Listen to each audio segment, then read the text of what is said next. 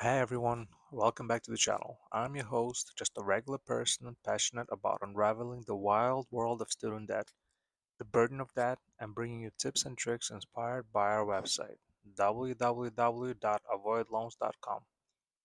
I've been down the road of researching loans and figuring out how to tackle them, and I'm here to share what I've learned to help you out. Quick disclaimer, I'm not a financial advisor, and all the info I provide is for educational purposes only. Always consult a professional for your personal financial decisions. Alright, let's dive into the jaw dropping truth about paying back student loans. Stick around, it's gonna be a game changer. First, let's talk timing. When do you even start paying back student loans? For most federal loans, the clock starts ticking 6 months after you leave college. Whether you graduate, drop out, or take a break, this is called the grace period, and it's your breather to find a job. Get your finances in order and prepare. 6 months might sound like a long time, but it flies by. Private loans can vary. Some kick in right away, some give you a grace period.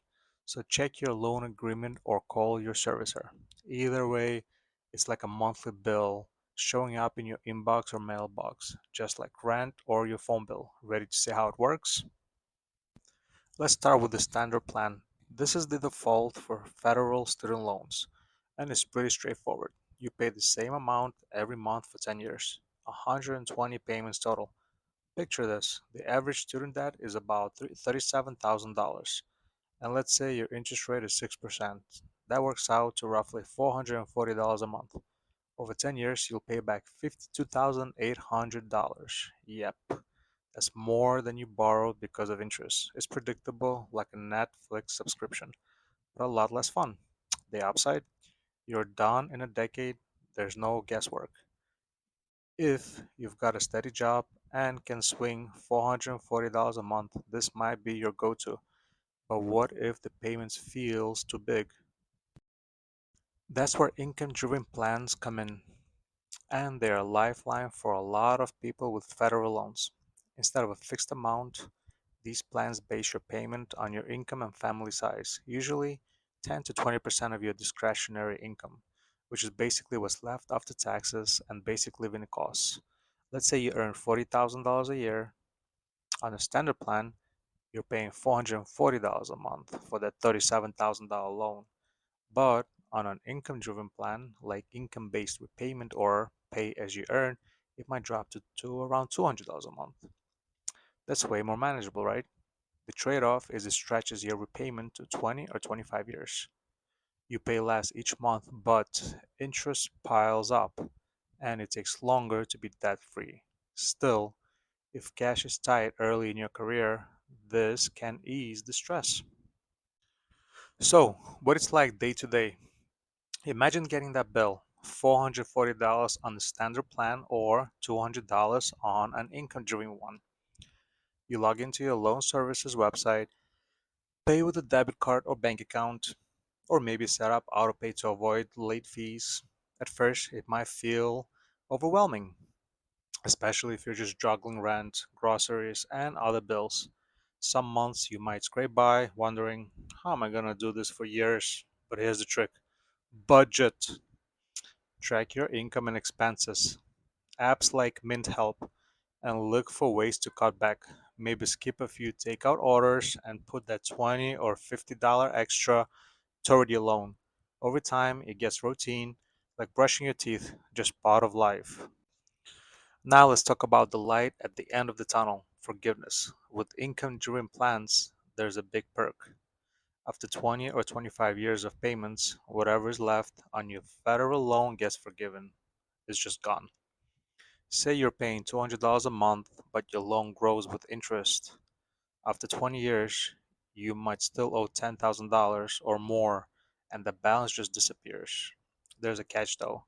Forgiving that might be taxed as income, so check with a tax professional. But here's an even better deal, Public Service Loan Forgiveness, or PSLF.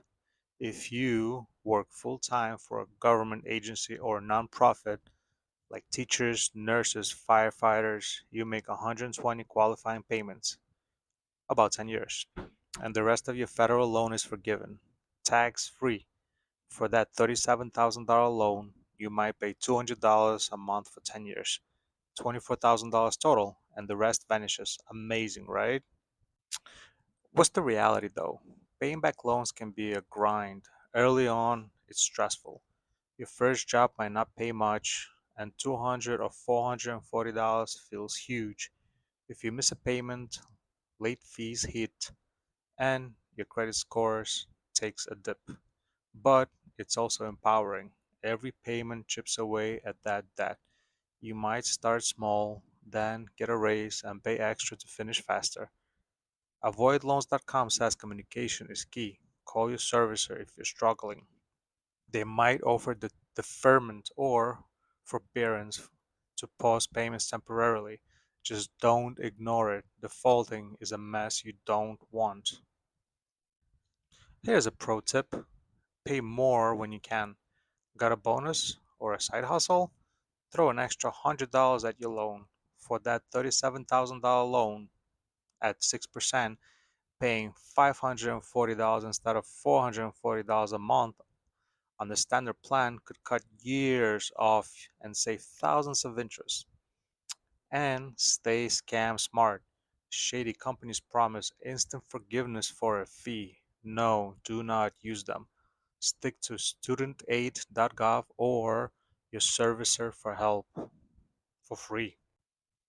So, what it's like paying back loans? It's a journey, sometimes rough, sometimes doable. You start 6 months after college, pick a standard plan for $440 a month over 10 years, or an income driven plan for $200 a month over 20 or 25 years. Her forgiveness can save the day, especially PSLF for public servants. It's a bill that tests you, but with a plan, you'll crush it. What's your loan story? Drop it in the comments. Like, subscribe, and hit that bell for more. Check avoidloans.com for extra tips. See you next time. Let's tackle that together. Bye, everyone.